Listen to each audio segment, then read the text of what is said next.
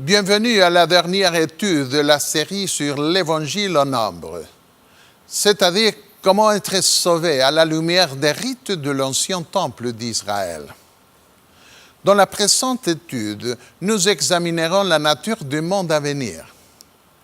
Permettez-moi de commencer ce message en vous posant quelques questions.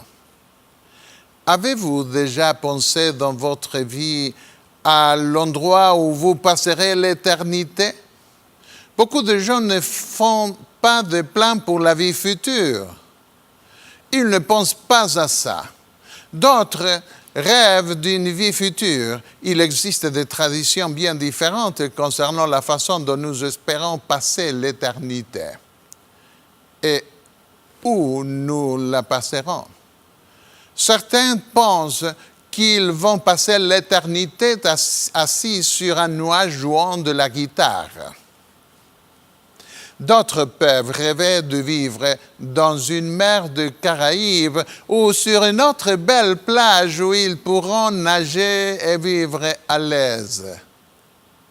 Permettez-moi de vous poser encore une question. Aimeriez-vous passer l'éternité dans un gratte-ciel de New York ou d'une autre grande ville du monde? Il y a quelques années, une dame est venue un jour à l'église adventiste centrale de Montevideo, en Uruguay, où j'étais un pasteur associé. Je passe toujours par ici, m'a-t-elle dit, et je suis curieuse de savoir ce que vous croyez. Nous avons convenu de nous retrouver à un moment précis de la semaine pour étudier la Bible ensemble. Elle vivait dans le bâtiment qui, au début du XXe siècle, était le plus haut gratte-ciel d'Amérique du Sud. J'ai réalisé que le vieil ascenseur était hors d'usage depuis longtemps. J'ai donc dû prendre l'autre ascenseur qui n'allait que jusqu'au 30e étage.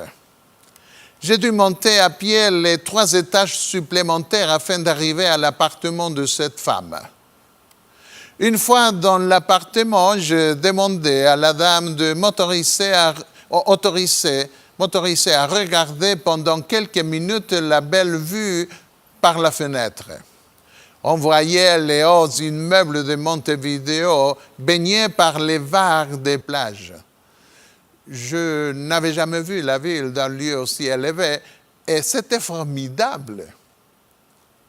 Aimez-vous cet endroit? M'a-t-elle demandé un jour. Oui, c'est vraiment joli, je lui ai répondu. On ne voit pas cela lorsqu'on marche dans la rue. Cependant, elle-même ne semblait pas être heureuse. Je suis fatiguée de vivre ici, me dit-elle. Cette semaine-là, la femme avait lu la leçon intitulée « La Bible parle » que j'avais l'habitude de laisser chez les gens qui étudiaient la Bible avec moi.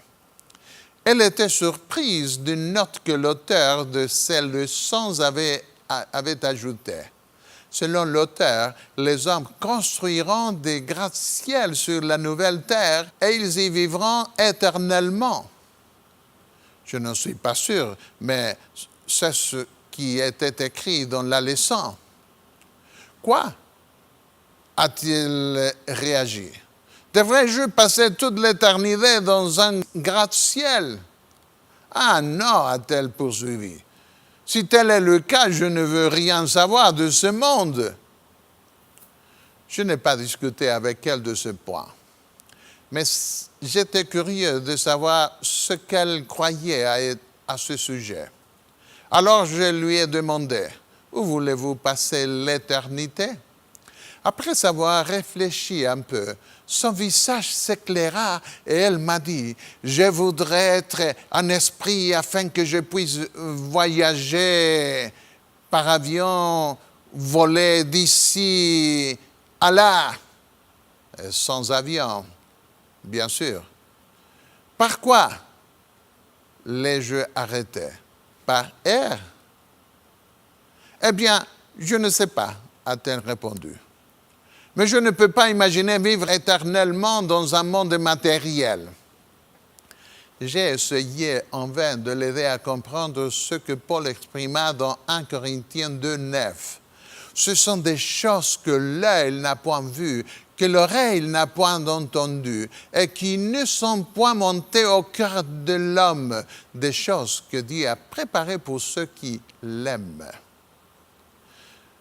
Convaincu par un prêtre catholique que nous n'avons pas à prendre trop au sérieux ce que la Bible dit, elle s'est désistée de son étude de la Bible. La même semaine où cette femme s'est désistée de son étude de la Bible, un homme né au Brésil est devenu très enthousiaste par la lecture de ce que Dieu a dit qu'il allait faire dans le monde à venir. Sa femme lui avait demandé comment garder le sabbat du 7e jour. Sa femme m'a demandé de savoir qui, selon la Bible, est le véritable jour de repos. Elle avait une amie qui consacrait le 7e jour à Dieu et elle voulait apprendre à faire de même. Cela doit être merveilleux d'observer le jour que la Bible considère comme saint, m'a-t-elle dit, lorsque je suis allé lui rendre visite. Bien que son mari fût assis à ses côtés pour écouter, il ne montrait que peu ou pas d'intérêt concernant les sujets religieux. Toutefois, lorsque j'y suis allé pour la 2e fois, cet homme m'attendait et semblait être plus résolu que son épouse. Quelle était la cause d'un tel changement inattendu? Pour la première fois dans sa vie, il avait eu une Bible dans les mains. Et après avoir commencé à en lire les premières pages cette semaine-là, il décida de faire ce que de nombreux lecteurs curieux font lorsqu'ils lisent un livre. Il est allé directement à la fin pour savoir comment l'histoire se termine. Là, il a trouvé la description de la Nouvelle Jérusalem, la cité de Dieu. Il a été particulièrement impressionné par la lecture d'Apocalypse 21, 18 à 21. La muraille était construite en jaspe et la ville était d'or pur, semblable à du verre pur. Les fondements de la muraille de la ville étaient ornés de pierres précieuses de toute espèce. Le premier fondement était de jaspe, le second de saphir, le 3e de chalcédoine, le 4e d'émeraude, le 5e de sarbonyx, le 6e de sardoine, le 7e de chrysolithe, le 8e de béryl, le 9e de topaze, le 10e de chrysoprase, le 11e de hyacinthe, le 12e d'améthyste. Les 12 portes étaient 12 perles. Chaque porte était d'une seule perle. La place de la ville était d'or pur comme du verre transparent. Y a-t-il au ciel une ville comme celle qui est représentée dans la Bible, m'a-t-il demandé, ce Brésilien. J'ai répondu oui, c'est Dieu qui dit cela, et il ne ment pas. Il réfléchit et dit, si c'est le cas, je ne veux pas la perdre. Je vais y voir toutes ces pierres précieuses. Après avoir étudié avec moi pendant un certain temps, ce Brésilien a été baptisé avec son épouse et une de ses filles. Mais ma question est la suivante. Pourquoi les gens réagissent-ils de façon si différente devant les réalités du monde à venir? Tandis qu'une femme perdit tout intérêt dans les promesses de la Bible parce qu'elle concevait le monde à venir comme étant purement spirituel, un homme, la même semaine, a été converti par la lecture dans la Bible des promesses matérielles que Dieu a données à ceux qui l'aiment. Pourquoi y en a-t-il tellement qui ne peuvent pas accepter le témoignage biblique sur les réalités matérielles du monde à venir? Sans aucun doute, nous sommes conditionnés dans une grande mesure par notre culture. L'enthousiasme du Brésilien pour les réalités matérielles de la cité céleste, selon ce que j'ai pu apprécier plus tard, était dû au fait qu'il y a de nombreuses pierres précieuses au Brésil.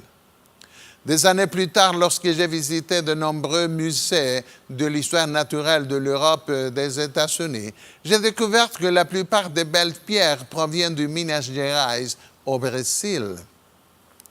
Dans ces musées d'histoire naturelle, j'avais l'habitude de raconter à mes enfants l'histoire de cet ami brésilien.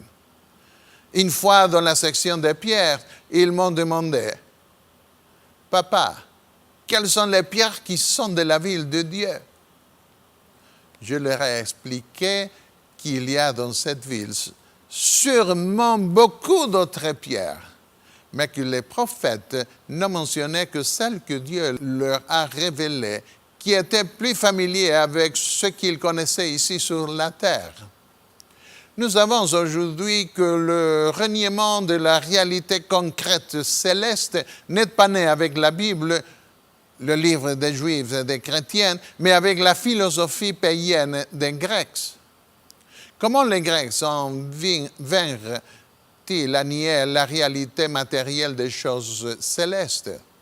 Tout simplement par spéculation, par les biais de déduction sceptique. Comme ils réalisent qu'ils vivaient dans un monde en mutation, changeant et variable, ils commencèrent à se demander s'il y avait vraiment quelque chose qui fût permanent, immuable. Certains d'entre eux conclurent en disant que le feu est la seule chose permanente. D'autres trouvèrent qu'une fontaine d'eau produisit quelques jours plus tard des larves ou des vers et conclurent que la vie venait de l'eau et que par conséquent la seule chose constante et durable était l'eau. Noceller, un troisième philosophe, pensa. Non plus, lui répondirent d'autres. La seule chose permanente est une masse sans forme très répandue appelée apeiron. Puisqu'ils fondèrent leur déduction sur les choses matérielles qu'ils connaissaient, ils furent appelés les philosophes physiques. Avec l'apparition des philosophes mathématiciens, les gens ont commencé à jouer avec les chiffres. Beaucoup pensèrent que tout pourrait être expliqué par des numéros, que nous pouvions y attendre dans quelque chose de permanent et invariable, les chiffres devinrent les meilleurs candidats. Par exemple, si j'ai 2 chiens, les chiens vont mourir, mais le nombre d'eux demeurera. De cette façon, un grand pas a été fait dans la recherche de quelque chose d'intangible et d'immatériel qui est éternel et immuable. Eh bien, n'essayez pas de comprendre la logique de ces premiers philosophes grecs. Nous souhaitons savoir, en gros, comment ils ont été amenés à croire ce que la plus grande partie de l'humanité croit aujourd'hui. Par le biais de déduction de ce genre, ils sont arrivés à la conclusion que la seule chose stable et permanente est le mot grec « nous », la pensée ou l'esprit ou l'idée, c'est-à-dire quelque chose qui n'est pas matériel. Ce qui est matériel, en ont-ils déduit, est mauvais parce que c'est détruit, transformé ou en changement constant et finalement disparaîtra. Ce qui est spirituel, d'autre part, est une bonne chose parce que selon eux, seules les réalités spirituelles sont immuables et éternelles. Alors, où se trouve l'idée? Si elle n'était pas chez l'homme, nous ne pourrions pas la connaître. Par conséquent, raisonnèrent-ils, l'homme a un esprit, le nous, ou l'âme qui est bonne parce qu'elle ne meurt pas, et un corps matériel qui est mauvais parce qu'il périt.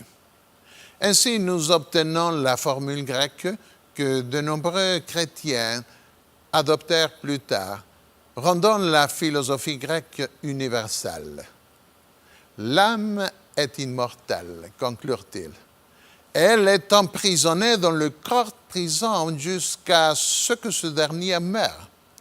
Bien que dans le ciel tout soit bon parce qu'il est spirituel, ici sur terre tout est mauvais puisqu'il s'agit de matière. Mais j'observe l'univers et le télescope nous montrent toujours des choses matérielles. Qu'est-ce que la Bible dit à propos de la création matérielle de Dieu? On nous dit déjà dans le premier chapitre de la Bible, à la genèse de cette création, que la matière n'est pas mauvaise en soi. Dieu vit tout ce qu'il avait fait, la lumière, l'atmosphère, les plantes, le soleil, la lune et la disposition des étoiles pour briller sur sa création, les animaux aquatiques et les oiseaux, les animaux terrestres et l'homme. Et c'était très beau.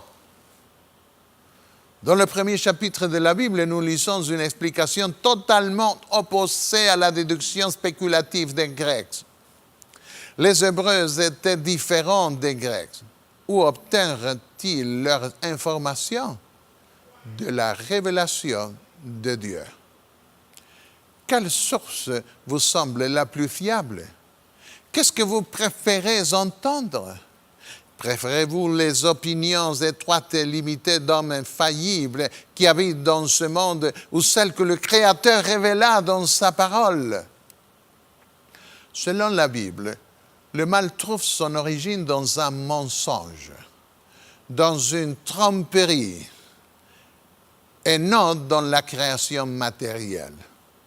Tandis que les philosophes grecs conclurent que le corps était la prison de l'âme, la Bible affirme que la malédiction est tombée sur la création matérielle comme la conséquence naturelle de la détérioration des facultés spirituelles et morales des intendants humains de cette création.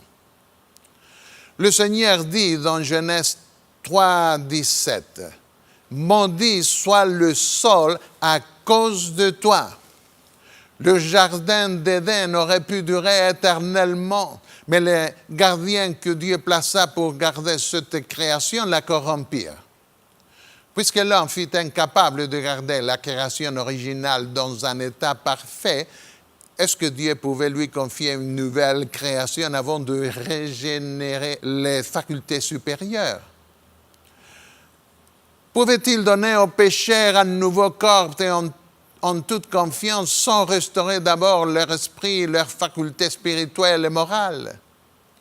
Il était évident que pour rétablir sa création, Dieu a dû commencer là où la dégénérescence commença. Lisons certains passages écrits par l'apôtre Paul qui traitent du présent et de l'avenir de la régénération. Dans Romains 8, 19 au 21, il écrivit: « Aussi la création attend-elle avec un ardent désir la révélation des fils de Dieu. Car la création a été soumise à la vanité, non de son gré, mais à cause de celui qui l'a soumise, avec l'espérance qu'elle aussi sera affranchie de la servitude de la corruption, pour avoir part à la liberté de la gloire des enfants de Dieu. » On peut voir ici que la nature a été endommagée, non pas par sa volonté propre, car elle n'a pas de volonté propre, mais par la volonté des mauvais intendants qui l'a soumise à la servitude. Selon Paul, ce n'est pas l'esprit qui doit être libéré de la matière. C'est la création matérielle de Dieu qui attend la transformation spirituelle de ses intendants afin d'être elle aussi complètement régénérée. Or, nous avons que jusqu'à ce jour, continue l'apôtre, la création tout entière soupire et souffre les douleurs de l'enfantement. Et ce n'est pas elle seulement, mais nous aussi qui avons les prémices de l'Esprit. Nous aussi, nous soupirons en nous-mêmes en attendant l'adoption, la rédemption de notre corps. Romains 8, 23. Un jour que je courais avec mon fils Daniel, qui avait à l'époque 11 ans, je me suis rendu compte qu'il ne courait pas très vite. Je lui ai demandé, « Pourquoi ne cours-tu pas plus vite ?» Il a répondu, « j'attends que tu te fatigues et ensuite je régnerai. Quelques années plus tard, alors que nous étions en vacances, j'ai sauté un petit ruisseau et une jambe n'a pas supporté le poids de mon corps. J'ai donc décidé de tomber de l'autre côté. Mes deux fils ont couru pour m'aider et j'ai pensé qu'auparavant, je devais courir après eux. Et maintenant, ils commencent à courir après moi.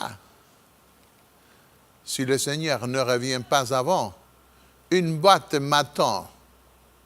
Pardonnez ma franchise. Nous avons les prémices de l'Esprit qui transforment notre être intérieur, mais notre corps continue à se détériorer. Nous attendons impatiemment le jour où notre corps sera complètement libéré de dégénérescence humaine et où nous aurons un corps éternel qui ne disparaîtra jamais. Cette pensée est exprimée en d'autres mots dans 2 Corinthiens 4, 16. C'est pourquoi nous ne perdons pas courage. Et lorsque même que notre homme extérieur se détruit, notre homme intérieur se renouvelle de jour en jour. Et encore dans Éphésiens 4, 22 au 24, « Eu égard à votre vie passée, du vieil homme qui se corrompt par les convoitises trompeuses, à être renouvelé dans l'esprit de votre intelligence, et à revêtir l'homme nouveau, créé selon Dieu dans une justice et une sainteté qui produit la vérité. » L'apôtre insiste une fois de plus dans Romains 12, verset 2. Ne vous conformez pas au siècle présent, mais soyez transformés par le renouvellement de l'intelligence, afin que vous discerniez quelle est la volonté de Dieu, ce qui est bon, agréable et parfait. Le renouvellement de notre esprit doit commencer dès aujourd'hui, afin que Dieu nous confie la nouvelle création. Quelles sont les doctrines chrétiennes qui ont été faussées par l'influence de la pensée grecque? Les disciples rencontrèrent la première opposition philosophique lorsqu'ils entrèrent dans le monde grec. De nombreux Grecs qui acceptèrent l'Évangile ne pouvaient pas croire que Dieu, vivant dans le bon domaine spirituel du ciel, se ferait chair, qu'il y ait quelque chose de mauvais. Ainsi, certains ont commencé à dire, déjà du temps des apôtres, que le Christ n'était pas devenu chair, mais qu'il avait adopté la forme humaine uniquement en apparence. Jean a eu à faire face à cette perversion du message de l'Évangile. Il a écrit dans sa première lettre au chapitre 4, versets 2 et 3. « Reconnaissez à ceci l'Esprit de Dieu. Tout esprit qui confesse Jésus-Christ venu en chair est de Dieu.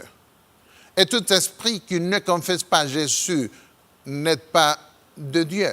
C'est celui de l'Antéchrist dont vous avez appris la venue et qui maintenant est déjà dans le monde. » L'apôtre réalisa que la tendance à spiritualiser les doctrines de la Bible qui germaient déjà en son temps serait une caractéristique de l'Antéchrist. Il pouvait voir ce principe, cet état d'esprit, spiritualisant l'Antéchrist dans cette réaction contre l'incarnation du Fils de Dieu. Passons à la deuxième doctrine qui a été touchée par la pensée grecque. Cela concerne la résurrection corporelle de Jésus. De nombreux Grecs finirent par accepter que pour nous sauver, Dieu fut devenu chair. Mais ils ne pouvaient pas voir comment une mauvaise chose, ce que la chair humaine était selon eux, pouvait ressusciter des morts avec lui. Ils ont fait valoir que sa résurrection ne pouvait qu'être spirituelle. L'apôtre Paul répondit à cette réaction sceptique dans son message aux philosophes d'Athènes. L'histoire se trouve dans le livre des Actes au chapitre 17, versets 30 au 32.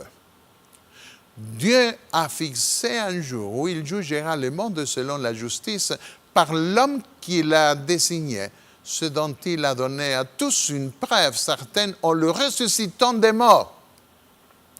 C'en était trop pour ces philosophes. Ce fait ne pouvait pénétrer leur postulat philosophique. Lorsqu'ils entendirent parler de résurrection des morts, les uns se moquèrent et les autres dirent « Nous t'entendrons là-dessus une autre fois ».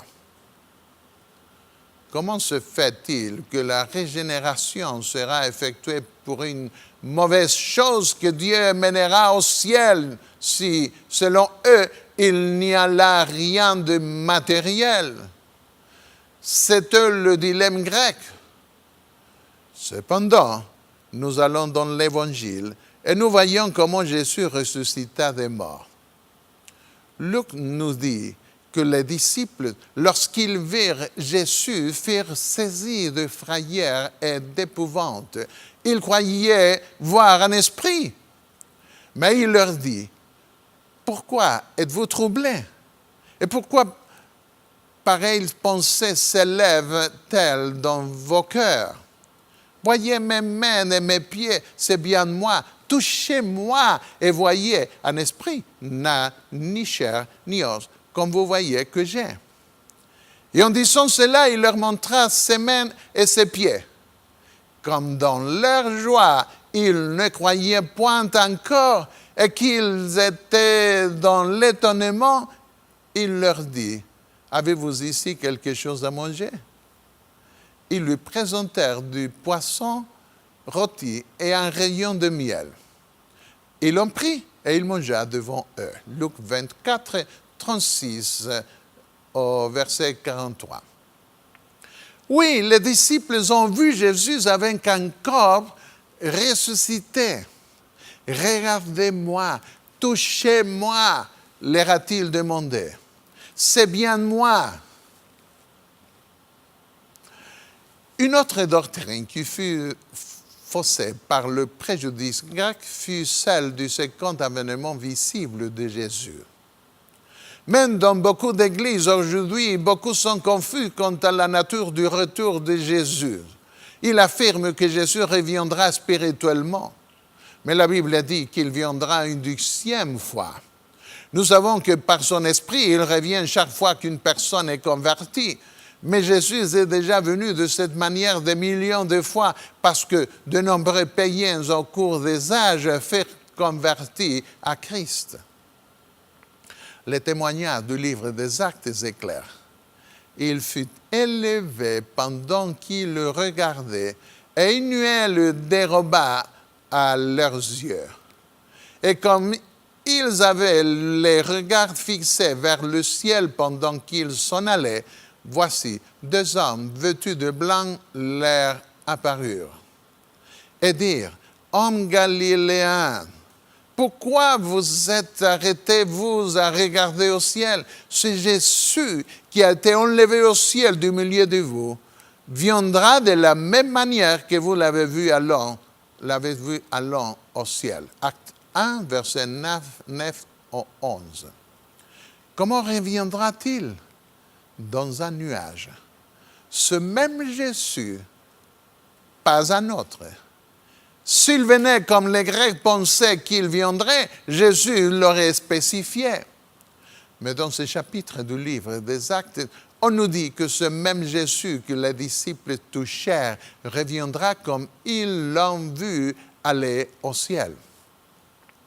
Dans Matthieu 24, versets 30 et 31, Jésus anticipa sa venue avec les mots suivants. « Alors le signe du Fils de l'homme paraîtra dans le ciel, toutes les tribus de la terre se lamenteront, et elles verront le Fils de l'homme venant sur les nuées du ciel avec puissance et une grande gloire. » Quand j'entends des gens dire qu'ils vont le voir avec les yeux de la foi, je me demande quelle foi. Toutes les nations pleureront à sa venue et ils diront aux montagnes et aux rochers de les cacher de la gloire de sa venue, selon le livre de l'Apocalypse. Est-ce que c'est de la foi. Jésus continua. Il enverra ses anges avec la trompette retentissante et ils rassembleront ses élus des quatre vents depuis une extrémité des cieux jusqu'à l'autre. Ils le contempleront de leurs propres yeux. Les bonnes personnes comme les mauvaises le verront. Les anges joyeux l'acclameront parce que la rédemption finale sera venue. Les autres le regarderont avec terreur, parce que leurs yeux ne seront pas en mesure de supporter la gloire de l'Éternel. Une quatrième doctrine affectée par la pensée grecque a à voir avec la nature de notre héritage.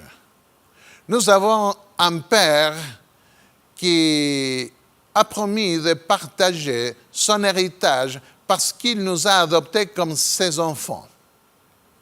L'héritage qu'il nous offre est matériel. Jésus dit que votre cœur ne se trouble point. Croyez en Dieu et croyez en moi. Il y a plusieurs demeures dans la maison de mon Père. Si cela n'était pas, je vous l'aurais dit. Quelle promesse extraordinaire! Il est allé nous préparer une maison dorée dans sa ville, comme le livre de l'Apocalypse dit. Si cela n'était pas, Jésus dit, je vous l'aurais dit. En d'autres termes, si c'était comme les philosophes païens enseignaient, un héritage spirituel et non matériel, je vous l'aurais dit.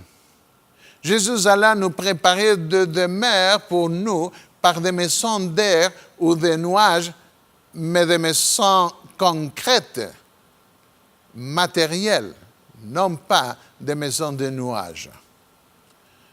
Je vais vous préparer une place, conclut le Seigneur. Je reviendrai et je vous prendrai avec moi, afin que là où je suis, vous y soyez aussi. Jean 14, versets 1 au 3.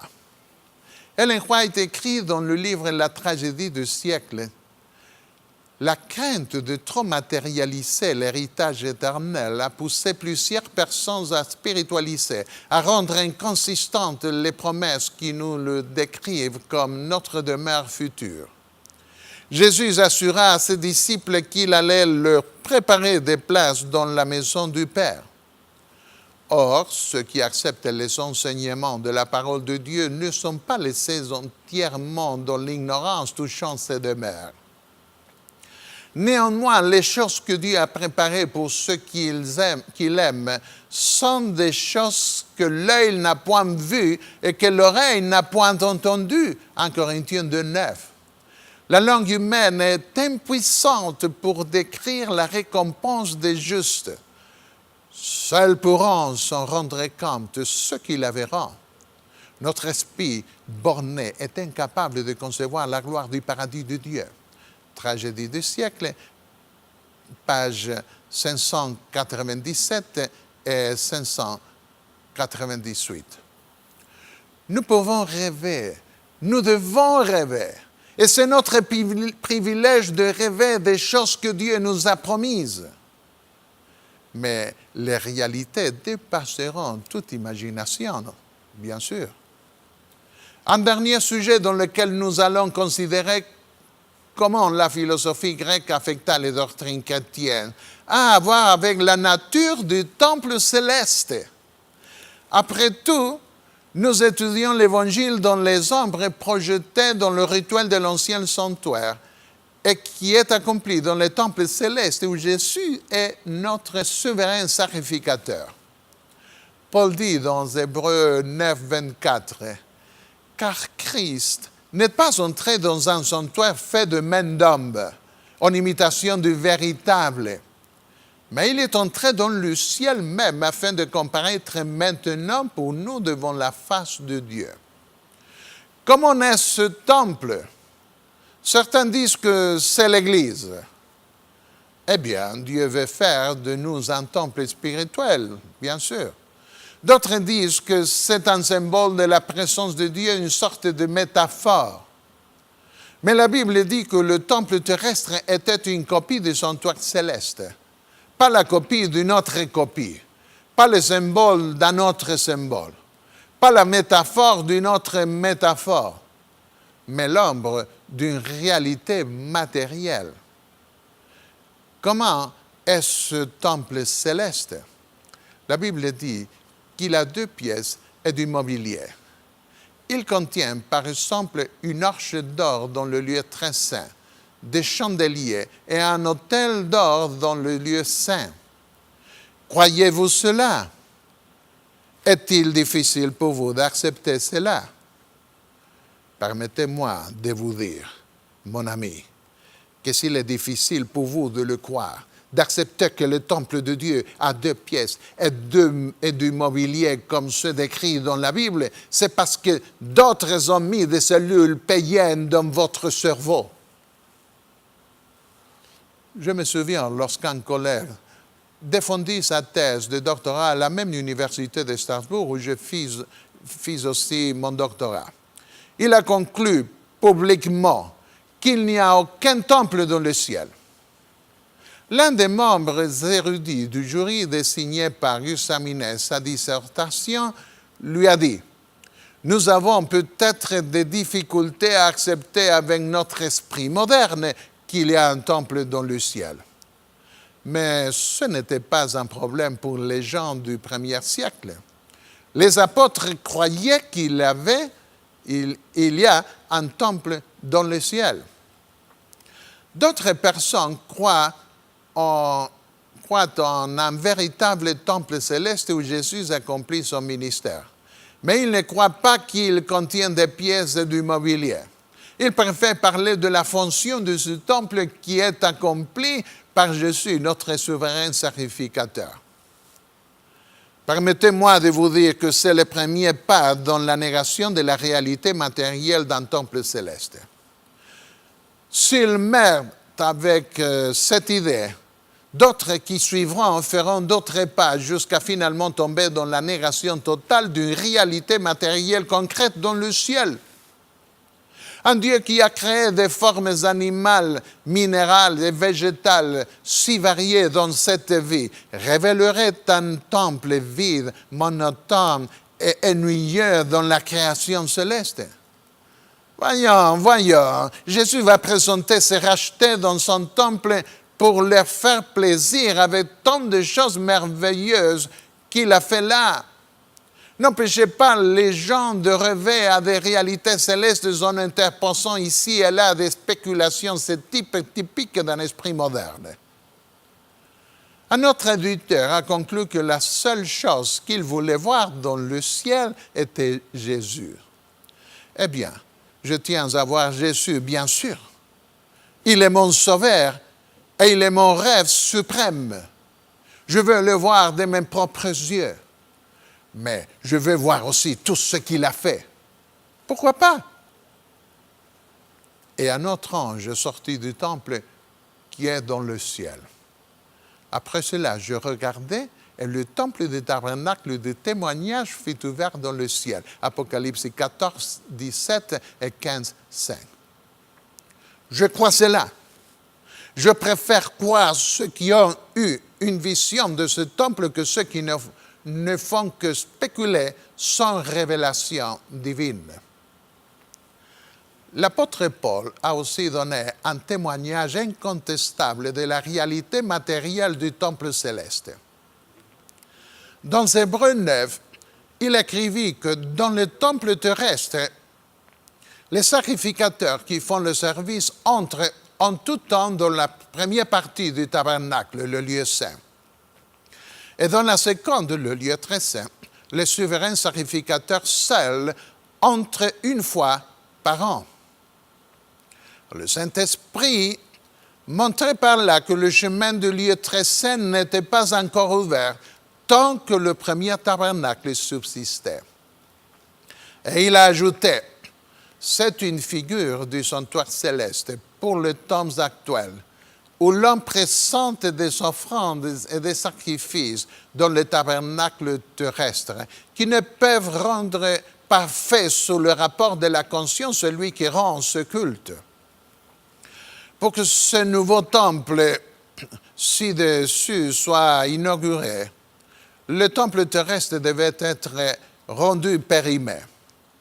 Cela s'est passé quand Jésus est mort comme l'agneau de Dieu et le voile du temple terrestre se déchira du haut en bas. Le chemin du temple céleste était alors ouvert.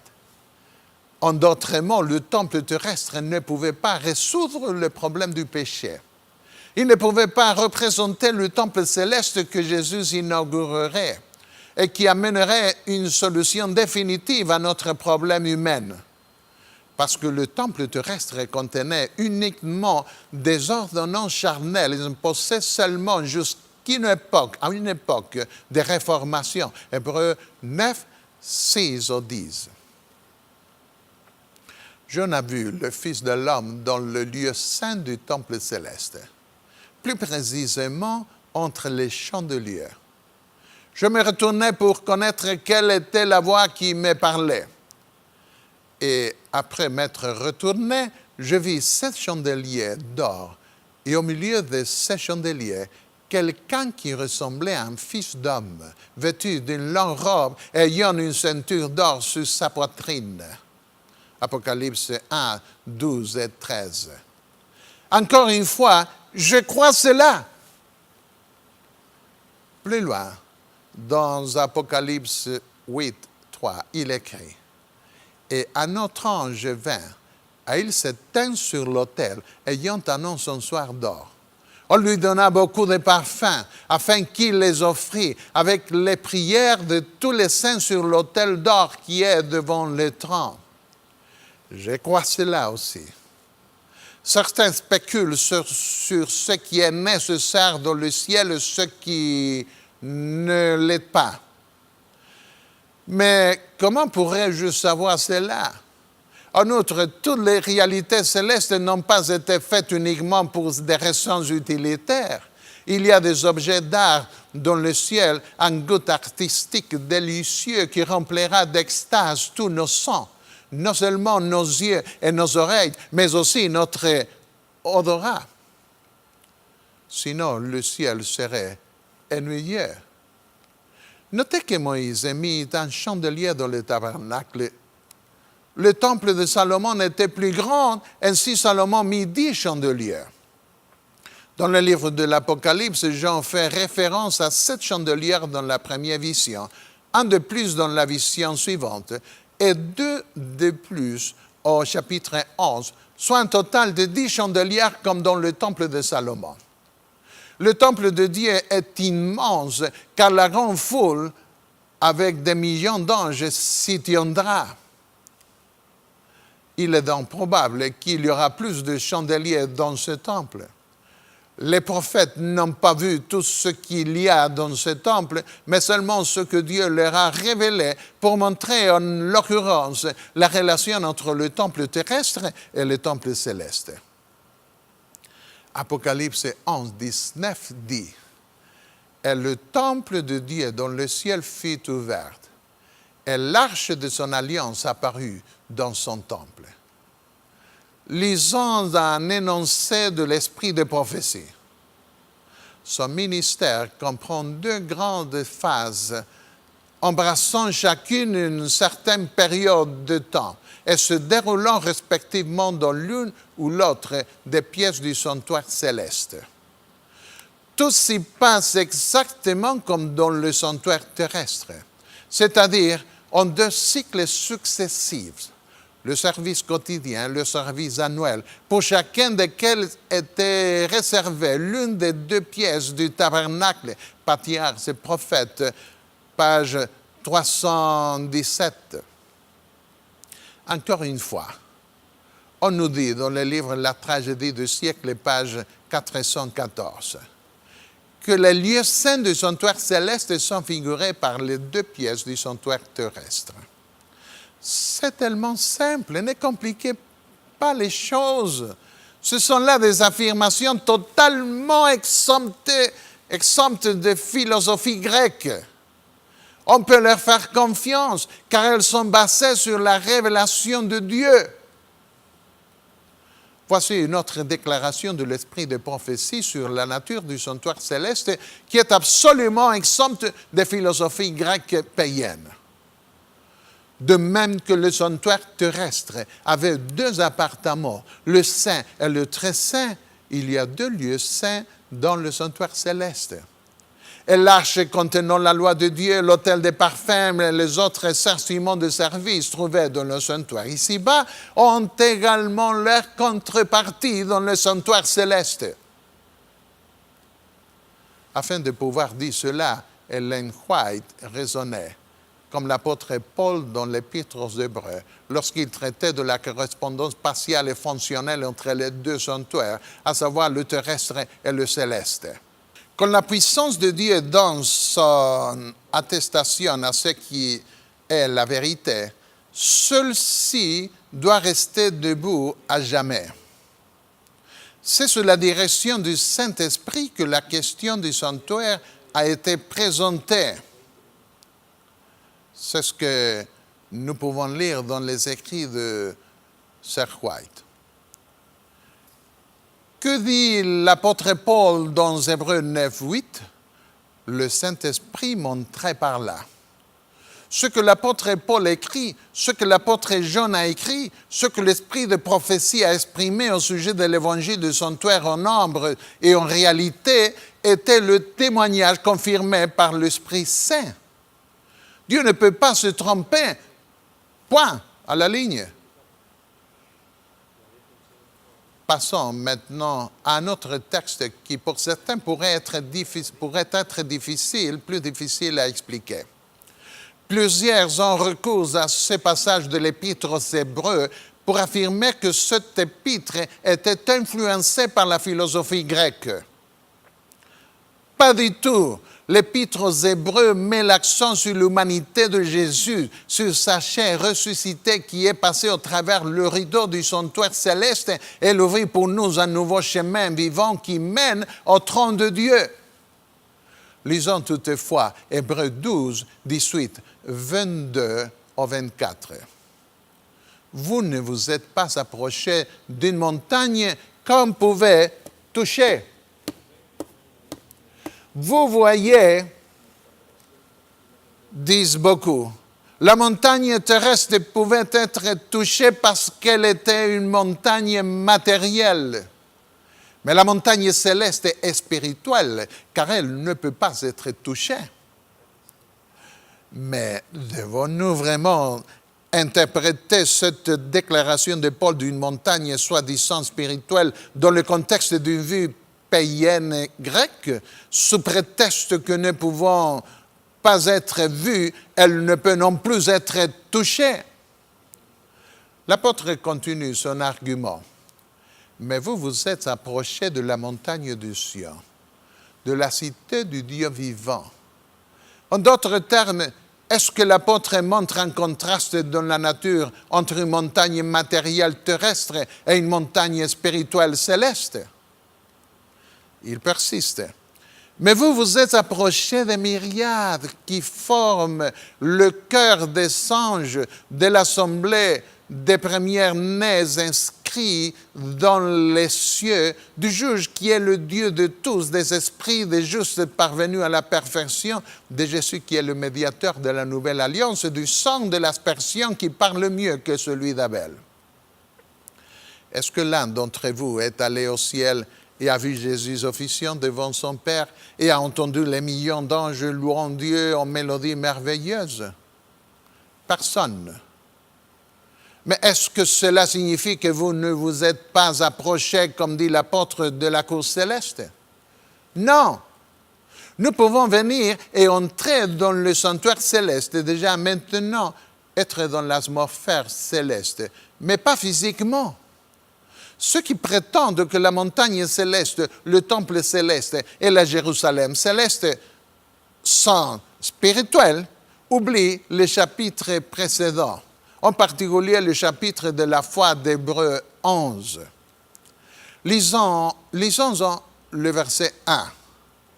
Or, la foi est une ferme assurance des choses qu'on espère, une démonstration de celles qu'on ne voit pas. Permettez-moi de paraphraser ce verset. La foi, c'était très sûr et certain de ce que nous ne touchons pas. Cela veut-il dire que les réalités célestes sont intouchables et immatérielles? Pas du tout. Il nous est impossible de les voir aujourd'hui avec nos yeux naturels, mais nous les verrons demain. Nous ne pouvons pas les toucher aujourd'hui, mais nous les toucherons demain dans une dimension matérielle et concrète lorsque le Seigneur nous emmènera corporellement dans cet endroit. Aujourd'hui, notre approche de ces réalités célestes et spirituelles, non pas parce qu'elles ne sont pas matérielles, mais parce que notre communion avec ces réalités est aujourd'hui spirituelle. Lisons une déclaration de l'esprit de prophétie confirmant ce que nous disons. Ils, le peuple de Dieu, ne peuvent pas contempler leur médiateur à l'œil nu, mais avec les yeux de la foi, ils voient le Christ devant le propitiatoire. Ils lui envoient leurs prières et réclament les bénéfices de sa médiation avec assurance. Cette espérance, nous la possédons comme une ancre de l'âme sûre et solide. Elle pénètre au-delà du voile, là où Jésus est entré pour nous comme précurseur, ayant été fait souverain sacrificateur pour toujours selon l'ordre de Melchisédek. Répétons cela. Cette espérance, nous la possédons, cette foi qui est ferme, sûre et certaine selon les termes d'Hébreux 11, 1. Elle est aussi certaine qu'une ancre de l'âme qui ne peut pas être retirée. Elle nous permet d'entrer par la foi dans le sanctuaire derrière le rideau où Jésus est allé comme notre précurseur. S'il est entré avant nous, c'est parce que nous y entrerons plus tard, spirituellement aujourd'hui et physiquement demain, avec le corps nouveau que le Seigneur nous donnera, comparable au corps glorieux du Fils de Dieu, Philippiens 3, 21. Dans Hébreux 10, 19 au 22, l'apôtre explique sans mâcher ces mots. Ainsi donc, frères, puisque nous avons, au moyen du sang de Jésus, une libre entrée dans le sanctuaire par la route nouvelle et vivante qu'il a inaugurée pour nous au travers du voile, c'est-à-dire de sa chair, et puisque nous avons un souverain sacrificateur établi sur la maison de Dieu, approchons-nous avec un cœur sincère dans la plénitude de la foi, le cœur purifié d'une mauvaise conscience, le corps lavé d'une eau pure. Une référence au baptême, une condition requise pour venir près des réalités de ce temple céleste. Nous pouvons prendre le côté positif de ce que l'apôtre Paul a écrit dans un contexte négatif dans Hébreux 6, versets 4 et 5. Il y parle de ceux qui aujourd'hui ont été une fois éclairés, qui ont goûté le don céleste, qui ont eu part au Saint-Esprit, qui ont goûté la bonne parole de Dieu et les puissances du siècle à venir. Oui, puisque nous avons été régénérés dans notre nature intérieure, puisque nous avons les prémices de l'Esprit dans notre être intérieur, nous pouvons déjà jouir à l'avance un peu de ce que nous pourrons profiter dans le futur. Nous avons le privilège de maintenant d'apprécier la valeur de la parole de Dieu et des réalités célestes qui nous attendent. Cela s'est passé lorsque j'avais 19 ans. Je vendais les livres de mon église pendant l'été, loin de chez moi, dans une région de la planète où, selon les personnes qui vivent là, le diable a perdu son poncho. C'était en Patagonie, une terre inhospitalière qui se trouve près de l'endroit où, plus tard, de nombreux soldats argentins et anglais donneraient leur vie pour garder un bout de terre de cet endroit désolé. Tous les 3 ou 4 jours, un vent impressionnant venait à une vitesse entre 80 et 150 km à l'heure. Un de mes amis qui avait alors 13 ans et qui provenait de cet endroit nous avait dit quelques années auparavant que lorsqu'il y avait ce vent, il jouait avec ses amis à sauter d'un côté à l'autre de la rue. Bien que nous ne puissions pas y croire à l'époque, j'ai pu confirmer cela 5 ans plus tard. Parfois, j'avais l'impression que je marchais étant moi-même presque à l'horizontale. Les gens hésitaient à ces occasions d'ouvrir la porte et de me recevoir.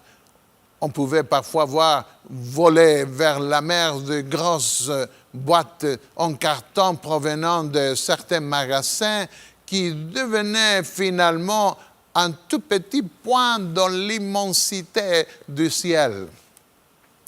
Il n'y a presque aucune végétation à cet endroit. Les moutons mangent de l'herbe qui ne croît pratiquement pas plus haut que le sol. La même chose, c'est mangé par les guanacos et les autruches de cet endroit. On voit des arbres uniquement à certaines intersections des plateaux qui les protègent contre le vent. Il n'y a pas de grands bâtiments dans les villes. On se sent vraiment seul dans cette région. Le découragement m'est pris lorsque mon compagnon de colportage m'abandonna pour rentrer chez lui. Déçu, je me sentais seul. Je suis tombé à genoux un jour au pied de mon lit, criant à Dieu sur la dépression. « Oh Seigneur, au nom de Jésus, viens, montre-moi ta présence, que tu es avec moi et donne-moi la force dont j'ai besoin pour rester dans cet endroit. »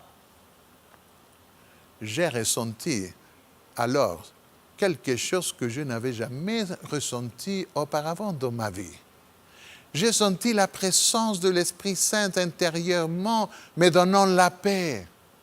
Lorsque j'inspirais, cela me semblait ne jamais vouloir se terminer.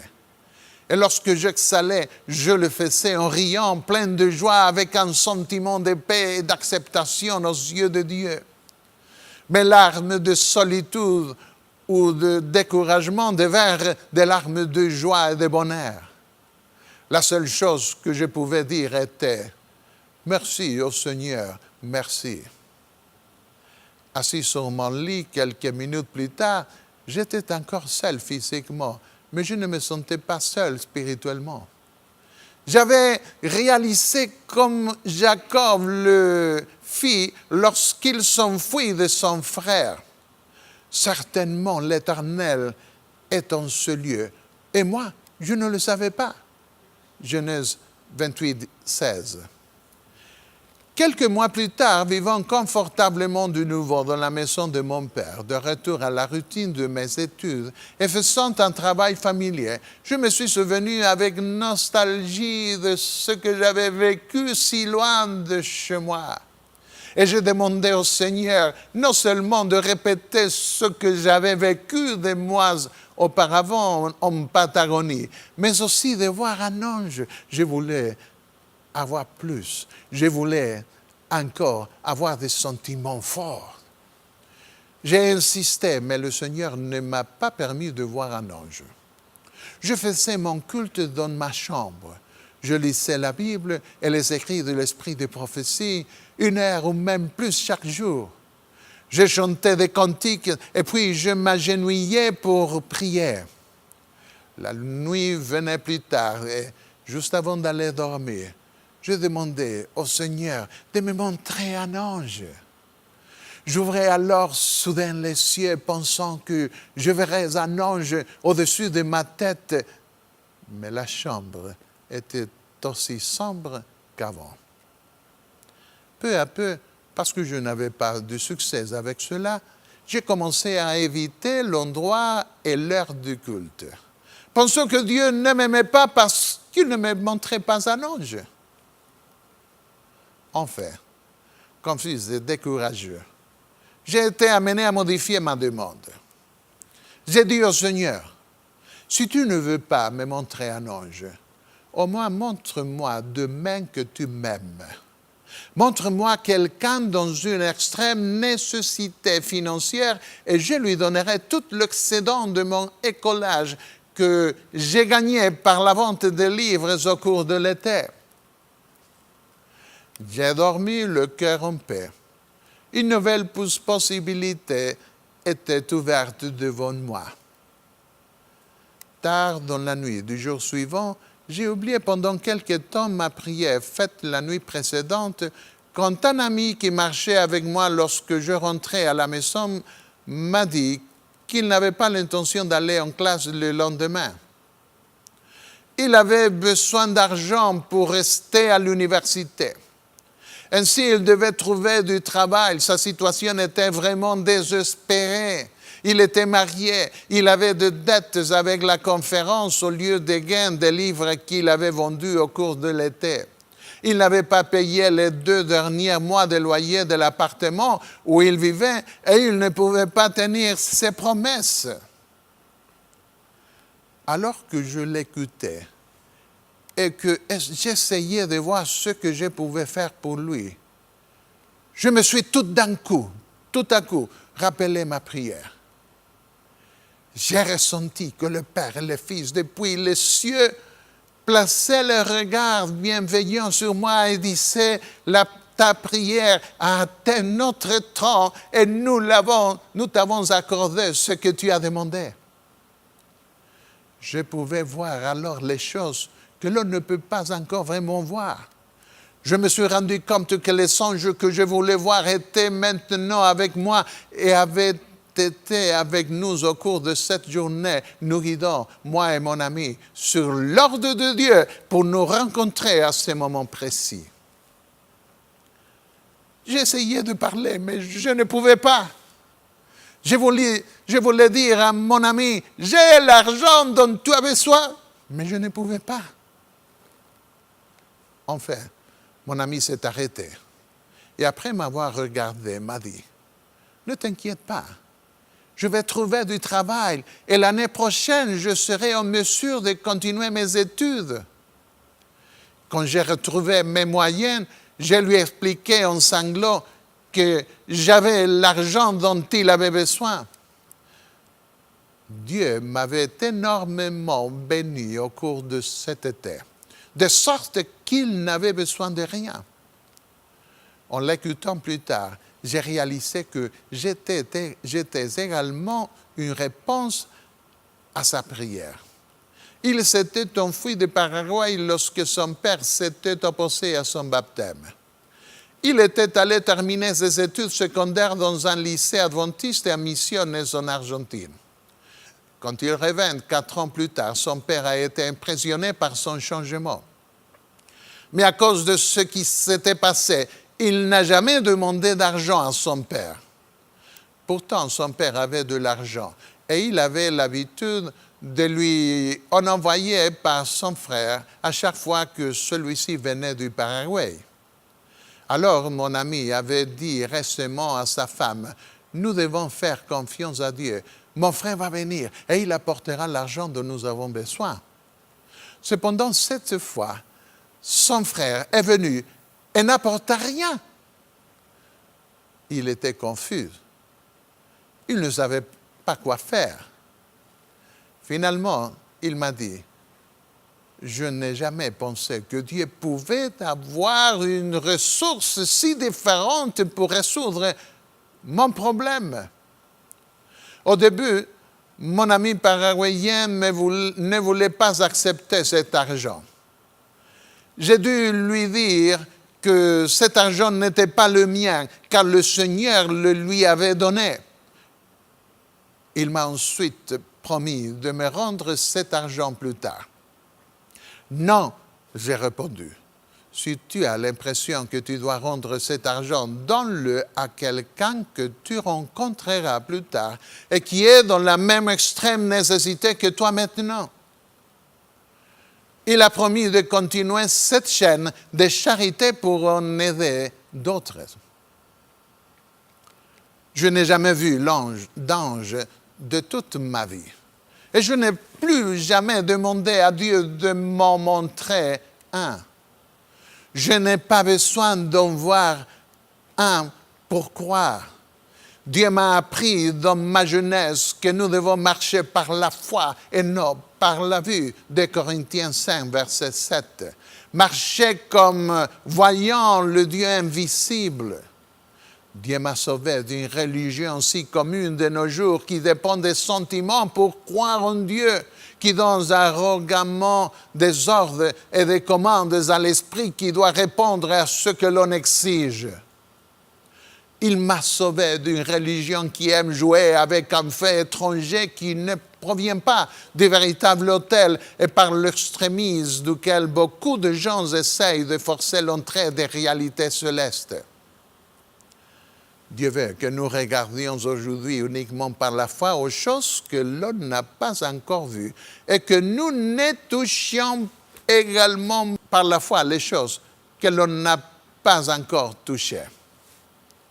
Non pas parce qu'elles sont immatérielles, non pas parce qu'elles sont intouchables, mais parce que Dieu nous réserve ce privilège pour demain, lorsque le ciel se retirera comme un livre qu'on roule, Apocalypse 6, 14. Et tout œil le verra. Venant avec les nuées, Apocalypse 1, 7. Avec des millions et des millions d'anges jouant de leurs trompettes, proclamant la liberté, le salut éternel. Dieu veut que nous ayons de la patience.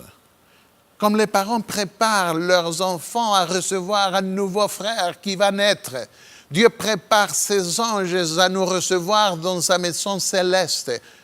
Il prépare le tribunal céleste d'une instruction du jugement pour mettre les anges au courant de ce qui se passe dans ce monde et pour les familiariser avec notre cas.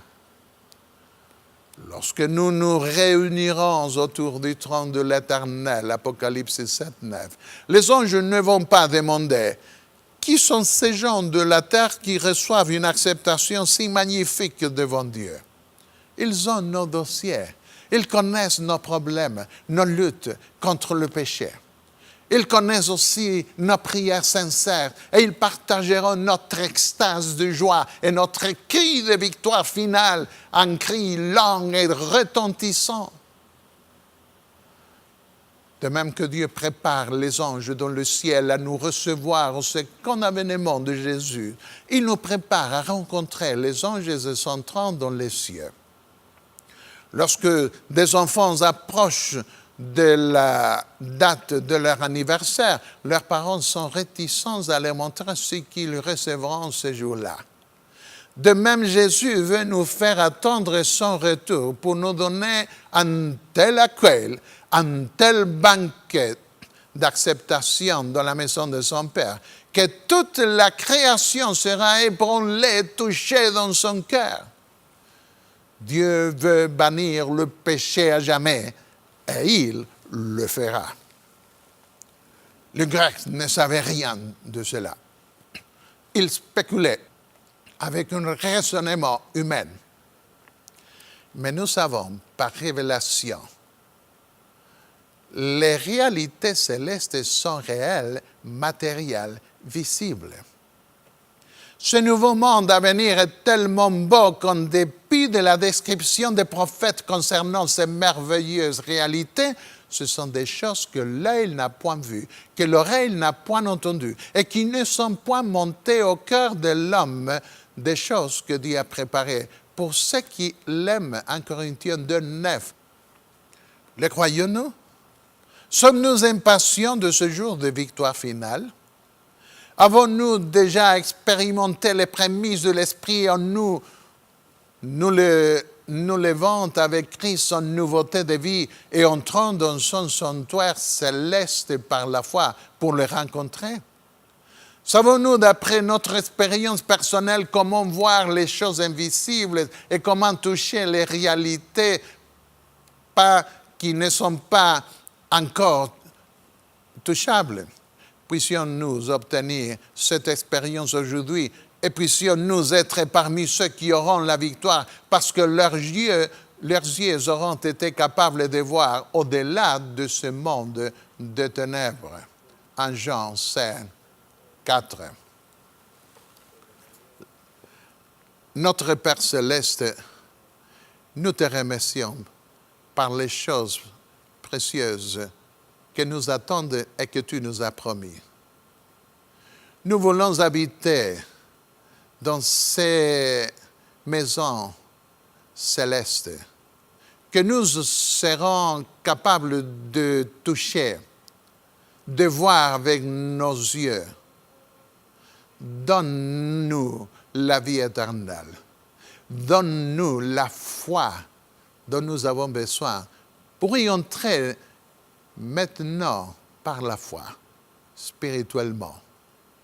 Et donne-nous la victoire parce que nous voulons voir Jésus, notre Sauveur, et toutes les choses merveilleuses qu'il a préparées pour nous au ciel. Au nom de Jésus, nous te demandons tout cela. Amen. Amen.